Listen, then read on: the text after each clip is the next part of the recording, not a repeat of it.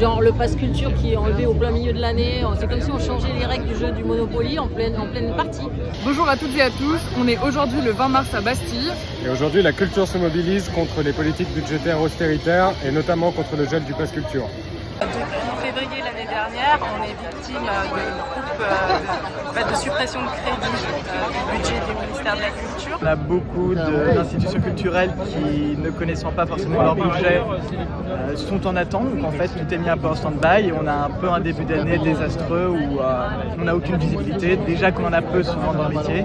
Il y a une baisse significative d'une partie des revenus mobilisés pour le pass culture. Nous, on appelle vraiment à ce que la part collective soit préservée. Moi, je suis marionnettiste. Ah bah oui, moi j'ai des ateliers qui ne sont plus directement. À cause de la suppression du pass. À cause de la suppression du pass. Il y a des choses qui dépassent même le simple cadre professionnel qui sont en jeu, puisque la menace que représente l'intelligence artificielle, l'inflation ou la réforme de l'audiovisuel public, c'est aussi des enjeux démocratiques, c'est aussi des enjeux d'accès à l'information. Et une réforme de l'audiovisuel public plane toujours et qui est de l'avis de tous les professionnels très menaçante. Il y a bien que Rachida Dati qui est convaincu que ça va renforcer l'audiovisuel public.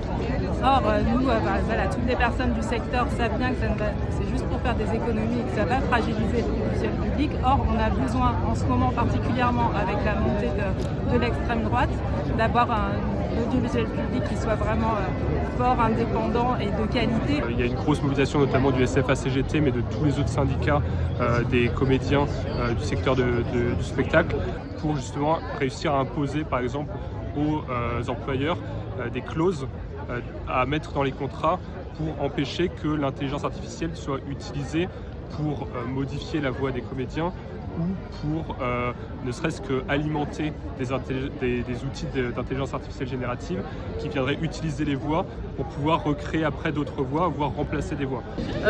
L'IA, ça va nous forcer à devenir plus intelligents. Parce que l'IA, c'est pas intelligence en fait, c'est un amalgame, c'est une pulse de choses qui existent déjà. Donc nous, on va devoir monter le niveau intellectuellement. C'est pas mal ça. On peut le prendre comme ça. Donc on ira au bout. On a commencé à occuper des lieux un peu partout, à Paris de façon ponctuelle. Et s'il faut, on occupera un lieu durablement pour être entendu enfin. Message quand même. Sur quelle chaîne alors